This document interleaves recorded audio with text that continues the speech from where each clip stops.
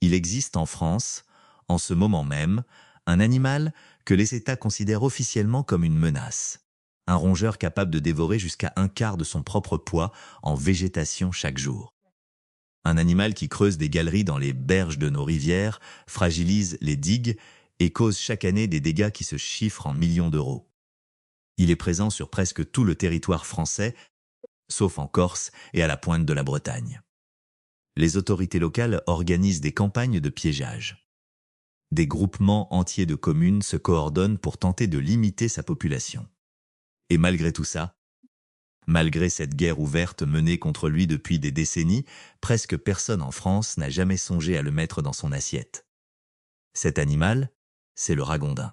Si tu te demandes pourquoi on dépense autant d'argent à combattre un animal qu'on pourrait, en théorie, simplement manger, reste jusqu'au bout, parce que la réponse touche à quelque chose de bien plus profond qu'un simple dégoût. Voici ce qui rend cette situation absurde. Le ragondin n'est pas un animal rare qu'il faudrait protéger avec précaution. C'est l'inverse exact. Il est tellement abondant qu'il est classé parmi les espèces exotiques envahissantes préoccupantes pour l'Union européenne. Sa viande, elle, est parfaitement comestible et certains éleveurs la commercialisent même légalement sous forme de pâté en Vendée ou en Charente-Maritime. Alors pourquoi un pays qui a bâti toute une identité culinaire autour de la consommation d'escargots, de cuisses de grenouilles et d'abats en tout genre, refuse-t-il presque unanimement de toucher à cet animal, alors même que le manger reviendrait, en théorie, à rendre service à ses propres rivières? Le ragondin, de son nom scientifique Myocastor coaipus, est originaire des zones humides d'Amérique du Sud. Il n'a rien d'un animal européen. Il a été importé en France aux alentours de 1882 dans un but précis, exploiter sa fourrure, alors très recherchée dans l'industrie de la pelleterie. En 1927, l'élevage commercial du ragondin démarre officiellement en France. Les éleveurs misent sur 3 avantages, une fourrure vendable, une bonne capacité d'adaptation au climat français et un taux de reproduction redoutablement élevé. Une femelle peut produire plusieurs portées par an, avec parfois plus de 10 petits par portée, et les jeunes atteignent la maturité sexuelle dès l'âge de 6 mois. Le problème, c'est que ce succès reproductif s'est retourné contre les éleveurs eux-mêmes. Dans les années 1930, la crise économique fait chuter la demande de fourrure. De nombreux éleveurs, ruinés, abandonnent leurs installations ou relâchent volontairement leurs animaux plutôt que de continuer à les nourrir à perte. D'autres élevages, mal clôturés, laissent simplement s'échapper leurs pensionnaires. En quelques années à peine, des milliers de ragondins se retrouvent en liberté dans la nature française, sans le moindre prédateur naturel pour réguler leur nombre.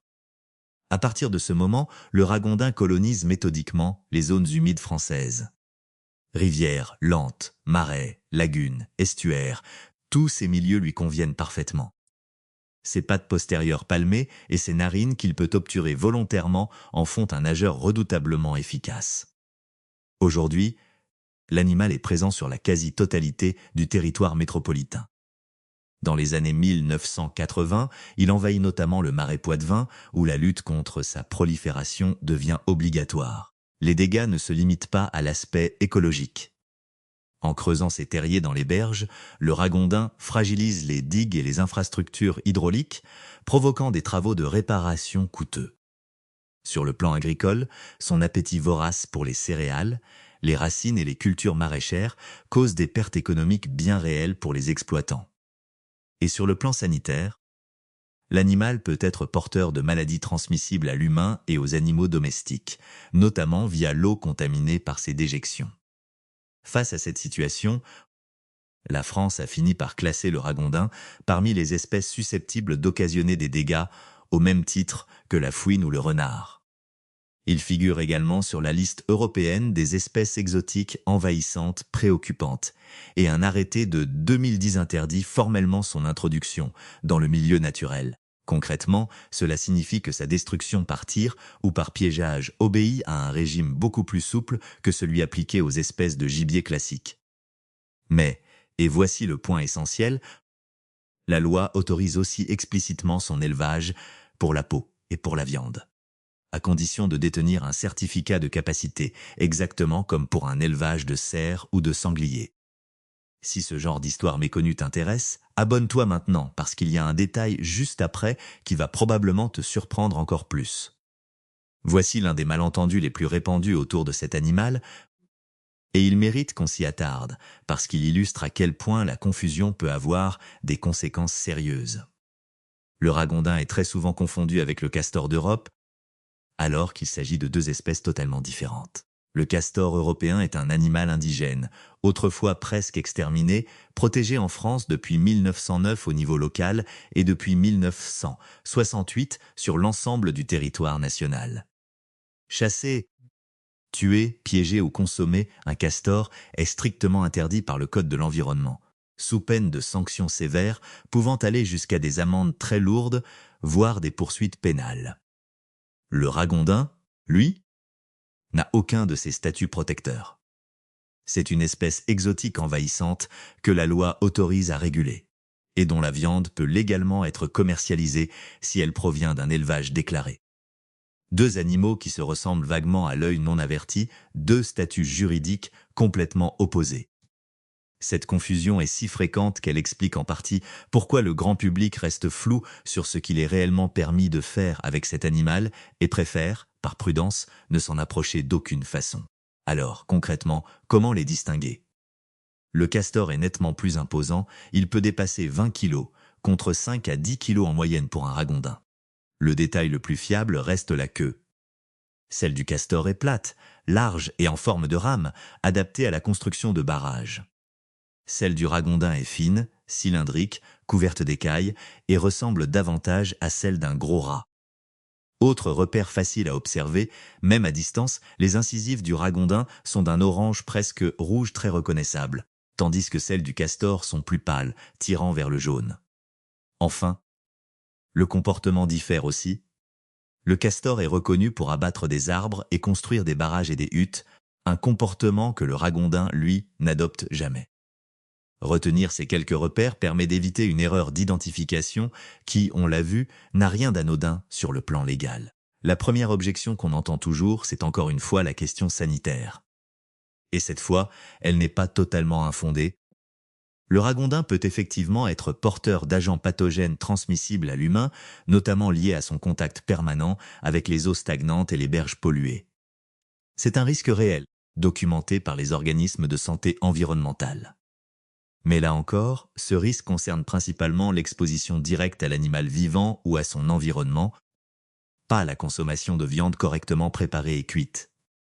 C'est exactement pour cette raison que la réglementation n'interdit pas la consommation de viande de ragondin, elle encadre simplement les conditions d'élevage et d'abattage, à travers l'obligation du certificat de capacité.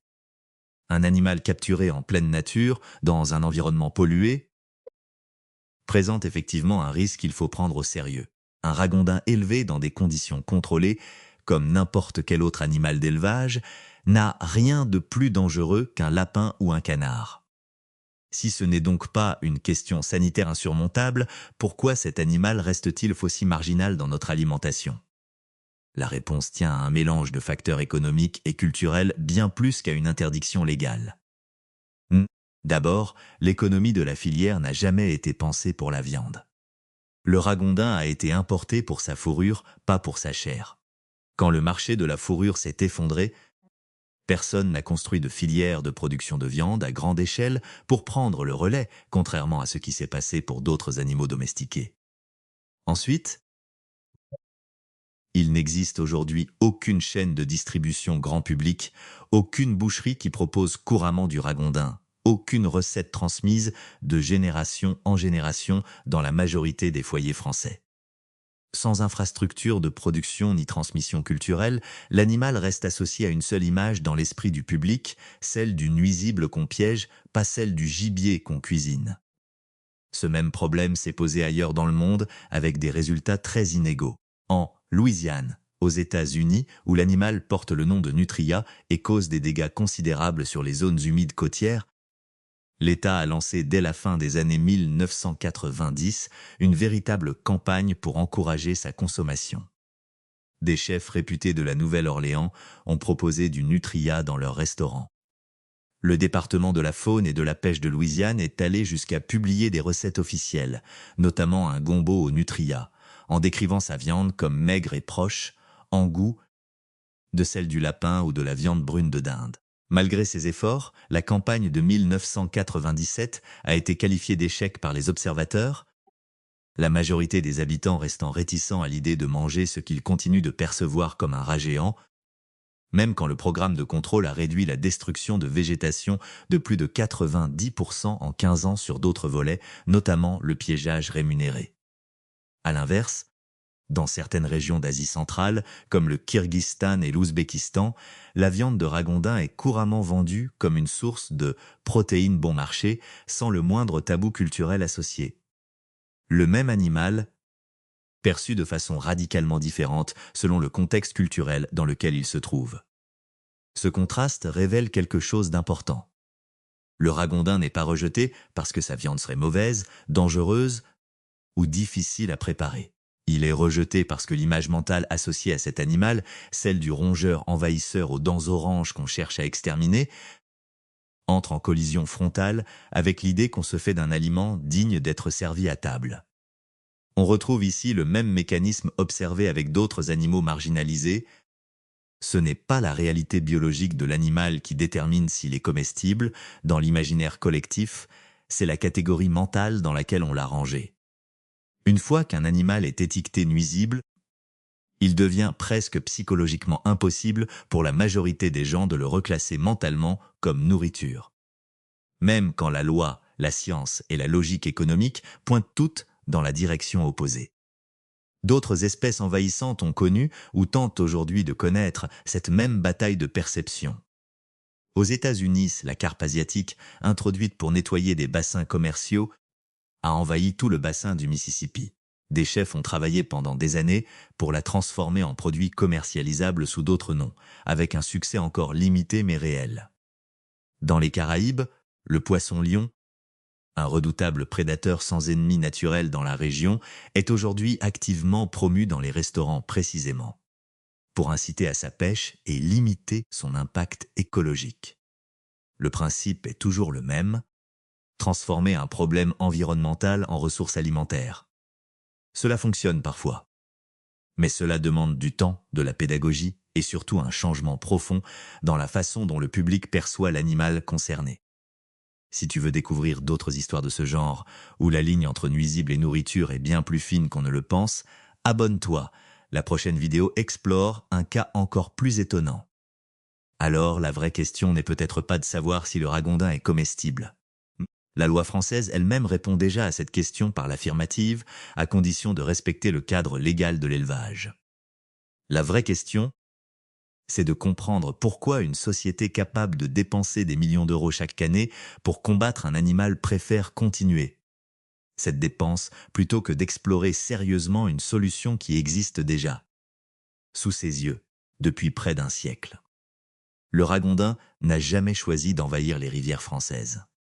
Ce sont des humains qui l'ont importé pour sa fourrure, des humains qui l'ont relâché quand il n'était plus rentable, et ce sont encore des humains qui, aujourd'hui, dépensent des sommes considérables pour effacer les conséquences de cette décision vieille de près d'un siècle. Pendant ce temps, quelque part le long d'une berge, du marais Poitevin ou d'un canal de Charente-Maritime, un ragondin continue de creuser sa galerie, parfaitement indifférent au débat qu'il suscite. Il ne sait pas qu'il est, en théorie, une viande légale, comestible et disponible en abondance. Il sait juste que, pour l'instant, personne ne le regarde autrement que comme un problème à régler. Si cette vidéo t'a appris quelque chose que tu ignorais, abonne-toi et dis-moi en commentaire, est-ce que toi, tu goûterais du ragondin si on te le proposait dans une charcuterie, à côté d'un pâté classique?